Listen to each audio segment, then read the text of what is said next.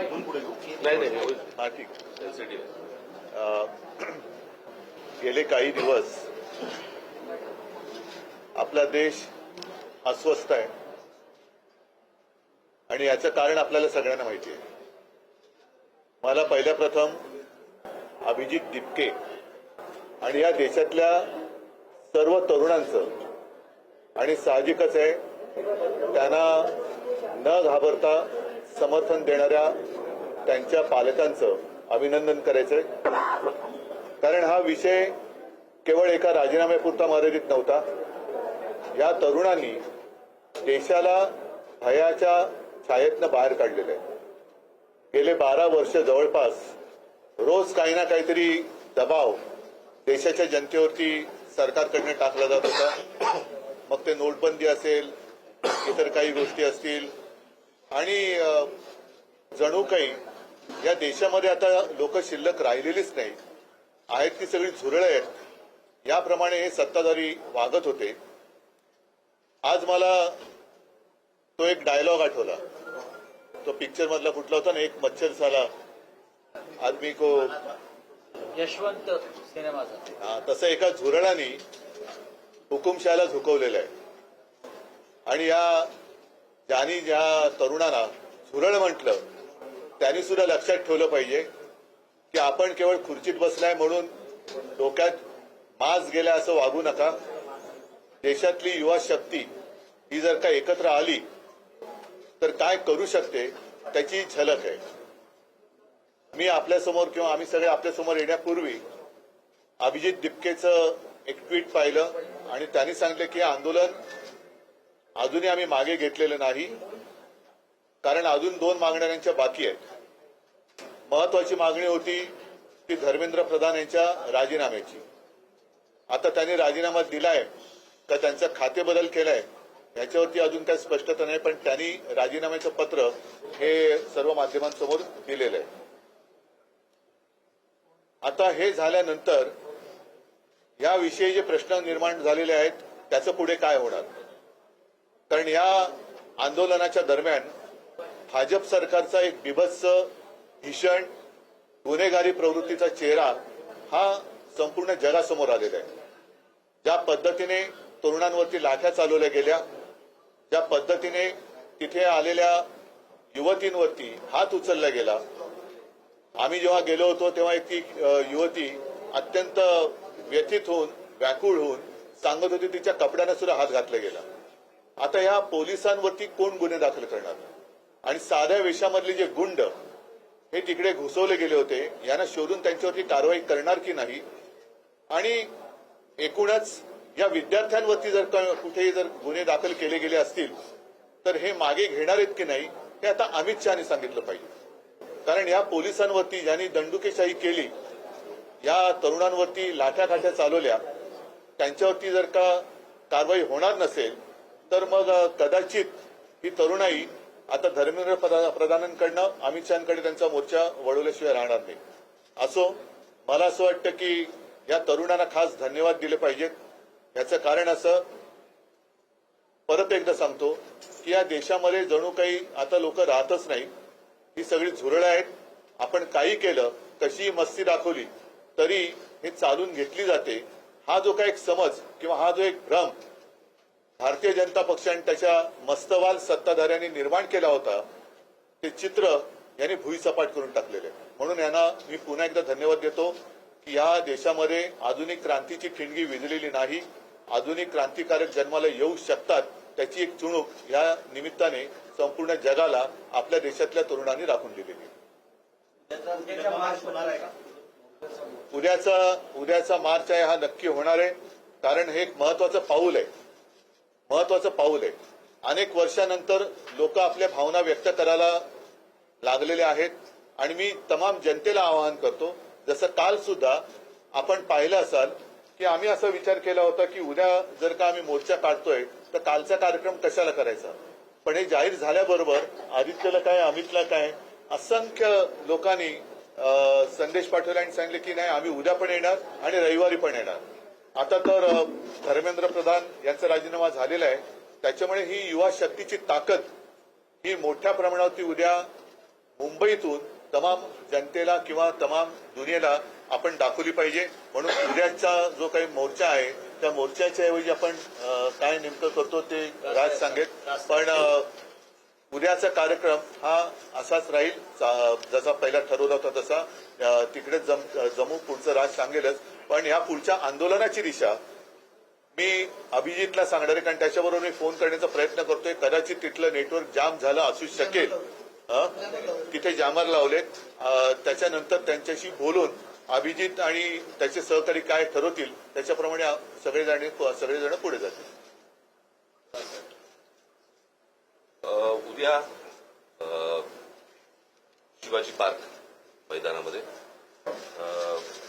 वीर सावरकर मार्गावरती तिथेच व्यासपीठ असेल. उद्या तिथून सिद्धिविनायकला जे जाणार होतो तर तिथेच असेल आणि तिथेच सगळेजण जमतील.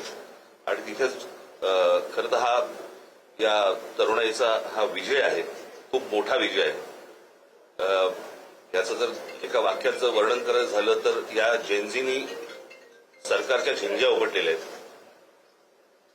आणि त्यांना जमिनीवरती पूर्णपणे आणलेलं आहे.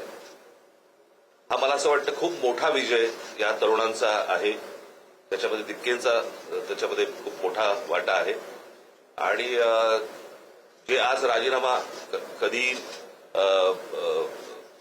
कुठच्याही गोष्टीला मस्तवालपणे उत्तर देणारं जे सरकार आहे त्या सरकारला माघार घ्यावी लागली एवढ्या मोठ्या प्रमाणावरती. एवढं मोठं आंदोलन आज देशभर उभं राहिलंय आणि त्याचा जल्लोष मला असं वाटतं होणं गरजेचं आहे. आणि त्याच्यासाठी म्हणून उद्या सगळेजण शिवाजी पार्कला तिथे जमतील.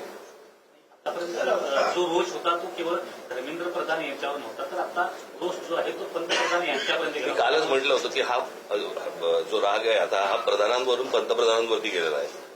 आणि एक गोष्ट तुम्हाला सांगतो की याच्या पुढचे जे काही निर्णय आहेत ते मला असं वाटतं अभिजित दिपके हे जे घेतील त्याला आमचा पूर्णपणे पाठिंबा असेल.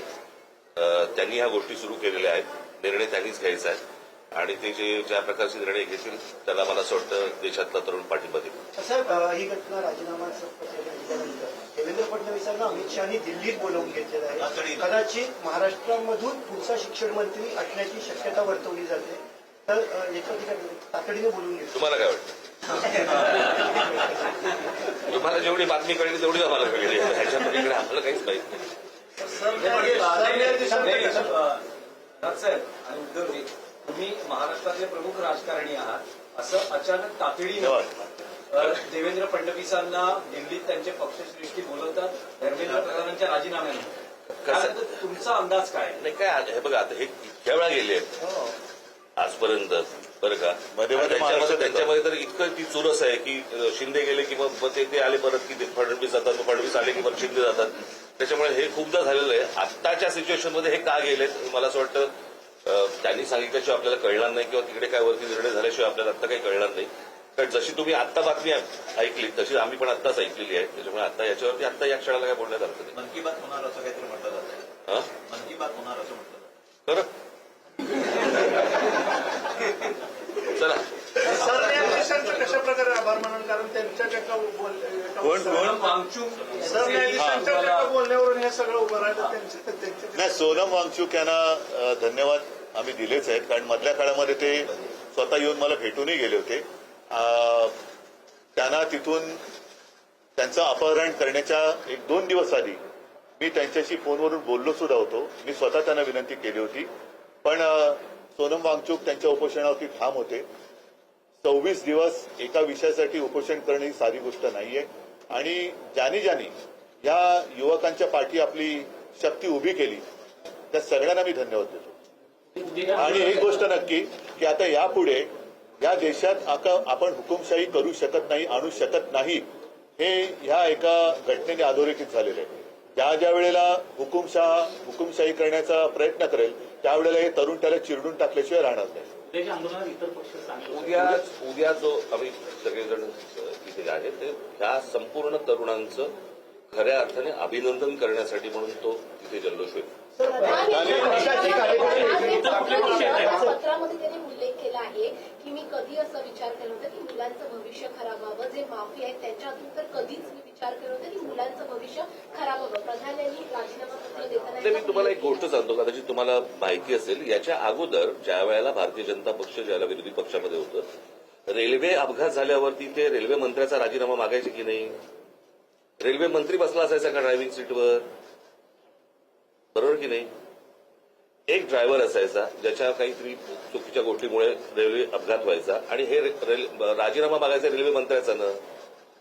त्याच्यामुळे त्यांच्या मनात काय आहे, ते शिक्षण मंत्री असताना किती वेळा नीटचा पेपर फुटला ह्याला काही महत्व आहे की नाही? ही पहिल्यांदा घडलेली गोष्ट नाही आणि 21 मुलं आत्महत्या करतात. त्याचं पाप त्यांच्या डोक्यावर आहे. आज मी ज्या वेळेला तुम्हाला आठवत असेल, मला 16-17ची गोष्ट असेल ना, मी नरेंद्र मोदींची मी फोनवरती बोललो होतो आणि फोनवरती बोलून मला वाटतं त्यावर पण प्रेस घेतली होती. त्यावेळेला मी सांगितलं होतं की मोदींना पण हे सांगितलं होतं, आज शेतकरी आत्महत्या करतायत, उद्या या पेपर फुटीमुळे विद्यार्थी आत्महत्या करतील. हे मी 2017-18ला बोललो होतो त्यावेळेला. आणि आज तीच परिस्थिती झालेली आहे. मला असं वाटतं या सगळ्या गोष्टींची जबाबदारी आता ऑस्ट्रेलियाच्या शिक्षण मंत्र्यांनी राजीनामा दिला, बरोबर आहे, त्यांच्या अधिपत्याखाली खाली असलेल्या कोणाची तरी त्यांनी त्यांच्याकडनं काहीतरी गुन्हा घडलाय, परंतु जबाबदारी म्हणून त्यांनी शिक्षण मंत्र्यांनी राजीनामा दिलाय. त्यांनी तेव्हाच द्यायला पाहिजे होता, इतका वेळ लावायची गरजच नव्हती. हे प्रकरण इतकं ताणलंच नसतं गेलं खरं तर.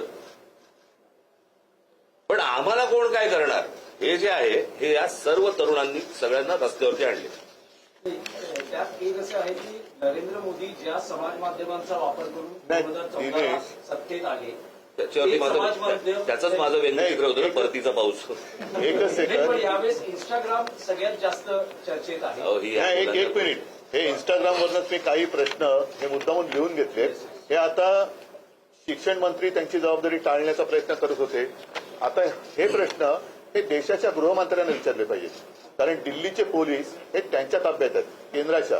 म्हणून एक इंस्टाग्रामवरती मुलांनीच विचारलेले प्रश्न आहेत की पाण्याचे फवारे का वापरण्यात आले नाहीत दिल्लीमध्ये, शिळ्या असलेल्या लाठ्या का वापरण्यात आल्या, त्याच्यानंतर पेलेट गननी म्हणजे गोळीबार करण्याचा आदेश कोणी दिला, तरुण महिलांवरती पुरुष पोलिसांकडून मारहाण करण्यात येईल इतका बळाचा वापर का करण्यात आला, पोलिसांसोबत नागरी वेशातील काही पुरुष विद्यार्थ्यांना दंडुक्याने का मारत होते, बहुतेक पोलीस अधिकारी नावाच्या पट्ट्या का परिधान केलेल्या नव्हत्या, एका महिलेला मारहाण करताना दिसलेल्या वरिष्ठ पोलीस अधिकाऱ्यावर कोणती कारवाई करण्यात आलेली आहे, त्या दिवशी किती धुरांचे गोळे डागण्यात आले, हे त्याच्यानंतर ते काय करंट याचं काय असतं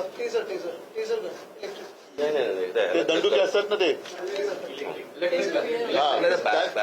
म्हणजे तुम्ही हे याचे प्रश्न याची उत्तर आता अमित शहानी दिली पाहिजेत. बॅरिकेडनं करंट लावले होते. आज सुद्धा तिकडे नागपूरमध्ये आमच्या एका युवती सेनेच्या कार्यकर्तीला काल एवढ्या वाईट पद्धतीने मारण केले आणि तिथल्या पोलीस राजनीस तो विषय घेतला होता. तिथल्या पोलीस आयुक्तांचे संघाबरोबरचे संबंध आहेत. म्हणजे हे सगळे जे आहे आता हे टिकणार नाही. हा विषय आता ही लोक ही तरुण ऐकणार नाहीत. पण या प्रश्नाची उत्तरं आता देशाच्या गृहमंत्र्यांनी दिली पाहिजेत. काल जे मी म्हटलं ना की विद्यार्थ्यांना शिक्षकांनी हात लावू नये, मारू नये. जर मारलं, हात लावला त्याच्यावरती शिक्षकावरती कारवाई होते. मग पोलिसांवरती का नाही? मग दिल्लीच्या पोलिसांवरती का नाही? खेळे लावलेले दंडुके घेऊन तुम्ही जर मारणार असाल मुलांना, वाटेल ते बाहेरची माणसं आणून तुम्ही जर समजा त्यांना बडवणार असाल, त्या पोलिसांपेक्षा हे आदेश कोणी दिले, हे असं करा म्हणून कोणी सांगितलं? जर शिक्षकांवरती कारवाईची जर समजा कायदा असेल तर अशा प्रकारे बरं त्यांनी काय केलं होतं पोरांनी की तुम्ही इतकं मारलं? आता तर काहीतरी म्हणजे जेवण बंद करून टाकलं होतं. इथपर्यंत गेलात तुम्ही.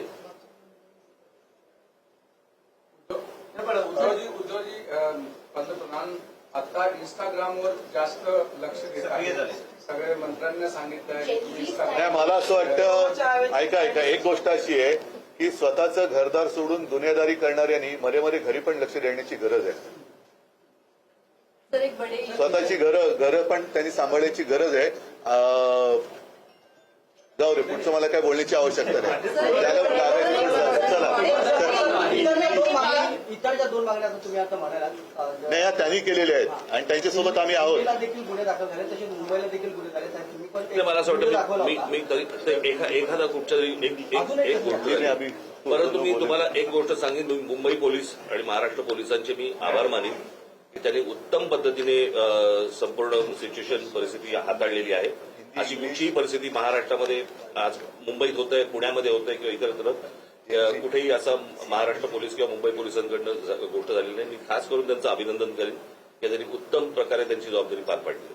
राहुल गांधींनी सुद्धा पंतप्रधानांच्या घरासमोर आंदोलन केलं होतं. त्याच्याशी याच्यानंतर आज काय झालं थांबा ना, आता एवढा मोठा विषय आहे. चल, धन्यवाद.